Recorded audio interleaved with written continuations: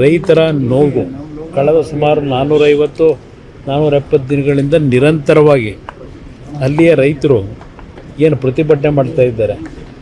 ಅಲ್ಲಿ ಅತ್ಯಂತ ಯಶಸ್ವಿಯಾಗಿ ಕೃಷಿ ಕೆಲಸಗಳು ನಡೀತಾ ಇದೆ. ತೆಂಗಿನ ತೋಟ, ಅಡಿಕೆ ತೋಟಗಳು, ರೇಷ್ಮೆ ಬೆಳೆ ಬೆಳೆಯತಕ್ಕಂಥದ್ದು, ಎಲ್ಲ ರೀತಿಯ ಒಂದು ಹೈನುಗಾರಿಕೆಯಲ್ಲಿ ಈಗ ತಿಂಗಳಿಗೆ 6 ಲಕ್ಷ ಲೀಟ್ರೇನೋ ಹಾಲನ್ನು ಹಾಕ್ತಾಯಿದ್ದೀವಿ ಅಂತಾರೆ. ಅಂಥ ಸ್ಥಳದಲ್ಲಿ ಇವತ್ತು ಅವ್ರನ್ನೆಲ್ಲ ಒಕ್ಕಲೆಬ್ಬಿಸ್ತಕ್ಕಂಥ ಕೆಲಸ ಮಾಡ್ತಾ ಇರತಕ್ಕಂಥ ಪ್ರತಿಭಟನೆ ಏನಿದೆ, ಸರ್ಕಾರ ಹಲವಾರು ರೀತಿಯಲ್ಲಿ ಅಲ್ಲಿ ಪ್ರತಿಭಟನೆ ಮಾಡ್ತಾ ಇರತಕ್ಕಂಥವ್ರು ಮತ್ತು ಬೆಂಬಲ ಕೊಡಲಿಕ್ಕೆ ಹೋದವರಿಗೆ ಪೊಲೀಸ್ ಇಲಾಖೆ ವತಿಯಿಂದ FIRಗಳನ್ನು ಹಾಕಿ ತೊಂದರೆ ಕೊಡ್ತಾ ಇರ್ತಕ್ಕಂಥದ್ದು. ಈ ರಾಜ್ಯದಲ್ಲಿ ಯಾವೊಂದು ಪ್ರಜಾಪ್ರಭುತ್ವದ ವ್ಯವಸ್ಥೆಯಲ್ಲಿ ವಿರೋಧವನ್ನು ವ್ಯಕ್ತಪಡಿಸ್ತಕ್ಕಂಥದ್ದಕ್ಕೆ ಶಾಂತಿಯುತವಾಗಿ ಪ್ರತಿಭಟನೆ ಮಾಡ್ತಕ್ಕಂಥವ್ರ ಮೇಲೆ ದಬ್ಬಾಳಿಕೆ ಮಾಡಿ ಪೊಲೀಸ್ ಇಲಾಖೆಯ ದೌರ್ಜನ್ಯ ಇವತ್ತೇನು ನಡೀತಾ ಇದೆ. ಅದ್ರ ಜೊತೆಗೆ ಕೆಲವು ರೈತ ವಿರೋಧಿ ನೀತಿ ಅನುಸರಿಸ್ತಾ ಇರ್ತಕ್ಕಂಥ ಜನಪ್ರತಿನಿಧಿಗಳು ಸಹ ಇದಕ್ಕೆ ಭಾಗಿಯಾಗಿದ್ದಾರೆ.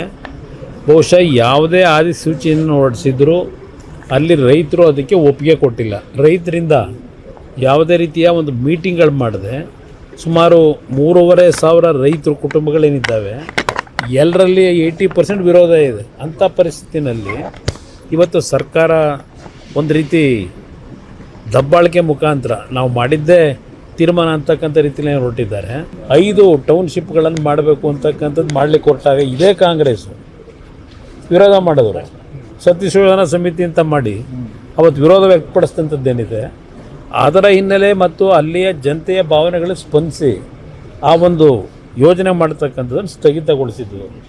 ಈಗಿನ ಸರ್ಕಾರದಲ್ಲಿ ಏನು ಬೆಂಗಳೂರು ದಕ್ಷಿಣ ಅಂತಕ್ಕಂಥ ಒಂದು ವ್ಯಾಪ್ತಿಯನ್ನು ಇವತ್ತೇನು ವಿಸ್ತರಣೆ ಮಾಡಿ ಈ ರೀತಿಯ ಜನವಿರೋಧಿ ನೀತಿಯನ್ನು ಮಾಡಲಿಕ್ಕೆ ಹೊರಟಿದ್ದಾರೆ. ಬಹುಶಃ ಅಲ್ಲಿಯ ರೈತರು ಅವ್ರಿಗಿರ್ತಕ್ಕಂಥದ್ದು ಈಗ ಕಾನೂನು ಹೋರಾಟ ಮಾಡಬೇಕು. ಪಾಪ ಪ್ರಿಯಾಂಕಾ ಖರ್ಗೆ ಅವ್ರು ಹೇಳಿದ್ದಾರೆ ಕಾನೂನಲ್ಲಿ ಹೋರಾಟ ಮಾಡಲಿ ಅಂತ ಹೇಳಿ. ನಿಮಗೆ ರೈತರ ಬಗ್ಗೆ ಎಷ್ಟು ಗೌರವ ಇಟ್ಕೊಂಡಿದ್ದೀರಿ ಅಂತಕ್ಕಂಥದ್ದು ಇಲ್ಲೇ ಗೊತ್ತಾಗ್ತದೆ. ಇವತ್ತು ಅಲ್ಲಿ ನೋಡಿದ್ರೆ ದೊಡ್ಡಬಳ್ಳಾಪುರ ಭಾಗದಲ್ಲಿ ಅಲ್ಲೂ ರೈತರ ಮೇಲೆ ದಬ್ಬಾಳಿಕೆ ನಡೀತಾ ಇದೆ. ಮುಖ್ಯಮಂತ್ರಿಗಳಿಗೆ ಆಹ್ವಾನ ಕೊಡೋಣಂತೆ, ಹೋಗೋಣಂತಲ್ಲಿ ಜನಗಳ ಹಳ್ಳಿಗಳಿಗೆ ಹೋಗೋಣ. 8 ಹಳ್ಳಿ ಇವ್ರು ಮಾಡಿದಾರಲ್ಲ, ಹೋಗೋಣಂತ ಹಳ್ಳಿಗಳಿಗೆ. ಹಳ್ಳೀಲಿ ಜನ ಎಷ್ಟು ಜನ ಅದಕ್ಕೆ ಒಪ್ಪಿಗೆ ಕೊಟ್ಟಿದ್ದಾರೆ, ಎದುರುಗಡೆ ಚರ್ಚೆ ಆಗಲಿ, ಪ್ರತ್ಯಕ್ಷವಾಗಿ ಚರ್ಚೆ ಮಾಡೋಕ್ಕೆ ತಯಾರಾಗಿದ್ದಾರೆ. ಜನವೇ ತಯಾರಾಗಿದ್ದಾರೆ. ನಾನು ಹೋಗ್ಬೇಕಾಗಿಲ್ಲ, ನೀವು ಹಳ್ಳಿ ಹೋಗಿ ಬಂದ್ರಪ್ಪ ಗೊತ್ತಾಗುತ್ತೆ. ಇವತ್ತು ಯಾವ ಶಾಸಕರ ಹೆಸರು ಹೇಳ್ತೀರಿ, ಅಲ್ಲಿ ಜನ ಓಡಿಸಾಡಿದ್ದು ಗೊತ್ತಿಲ್ವ? ಅಲ್ಲಿ ಹೋದಾಗ ಅಲ್ಲಿಂದ ಅವ್ರಿಗೆ ಓಡಿಸ್ಕೊಂಡು ಹೋದಂಥದ್ದು ಪ್ರಕರಣ ನಡೀತಲ್ಲ, ಶಾಸಕರನ್ನ ಕದ್ದು ಹೋದ್ರಲ್ಲ.